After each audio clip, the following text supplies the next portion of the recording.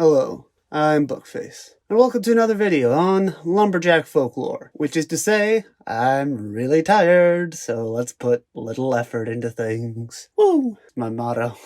Lumberjack folklore is weird. Rarely is it specific, and I've run out of all the ones with the big details, so kind of winging it. And with all that out of the way, let's just jump right in. Woo! First up, we have the Flitterix. Now, I don't know if Flitterix is supposed to be like a singular or a plural. I didn't find anything that said Flitterick, a Flitterick, so I think Flitterix is singular and plural, probably? I mean, the and plural is just my guess. Don't you love my linguistic questioning at the beginning of these videos? Classic bit. So the Flitterix was some kind of flying squirrel. I appreciate the variety of animals that you see during your fever dreams, I guess. But this was no ordinary flying squirrel, because this squirrel could fly so fast that if it hits something, it has an impact like a bullet. Now, time for me to pull out my receipts. I don't have my notes up. Hold on. Okay, so I saw this and at first I'm like, cool. But then I'm like, so what does that imply? What's the speed? What speed is that? Then I started going all science on this. So first off, the impact of a bullet is 304 newtons or 68 pounds of force. That was my starting thing. So from there, I wanted to find the speed. So I started out with force, and force is mass times acceleration. So I'm like, okay, cool, doing some math here. And a squirrel is roughly like 1 pound, 1.5 pounds. I kept it 1 pound for simplicity. So then I was like, oh, if that's it, so 1 pound, 68 pounds of pressure. So times 68.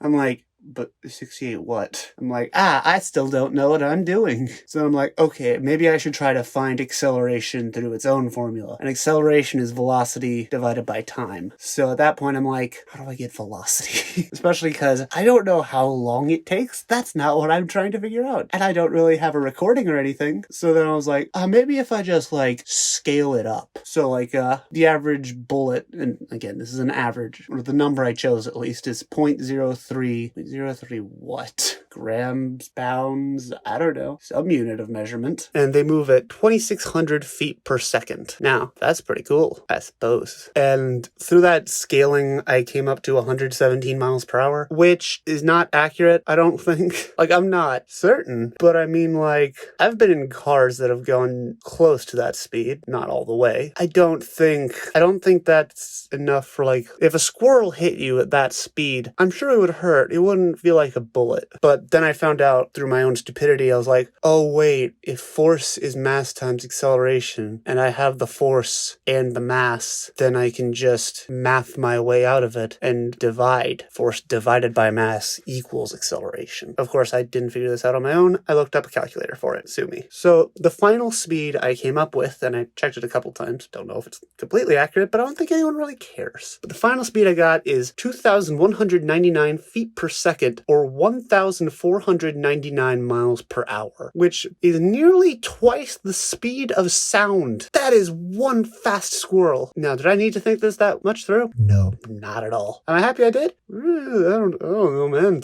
It's content. I managed to pad out the video a little bit longer. Next up, we have the Gilligaloo, which I just love the names in Lumberjack folklore, and this is a prime example why. Gilligaloo and his buddy Magilla Gorilla. Yeah, that's a reference. Now, this is a bird.